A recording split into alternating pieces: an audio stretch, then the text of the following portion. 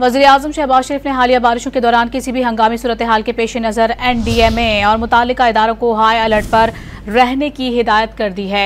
मजीद क्या हिदायत दी गई है, जानेंगे डॉन न्यूज़ के नुमाइंदे सनाउल्लाह से। जी सनाउल्लाह बताएगा।